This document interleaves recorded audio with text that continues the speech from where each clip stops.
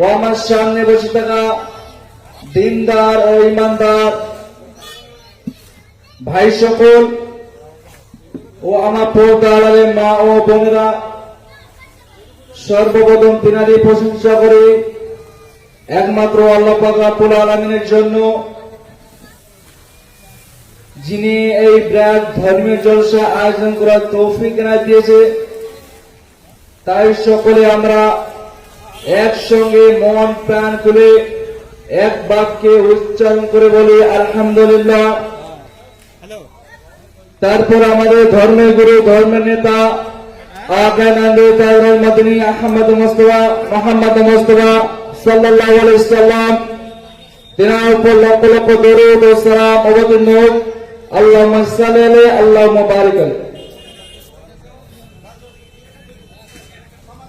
আমি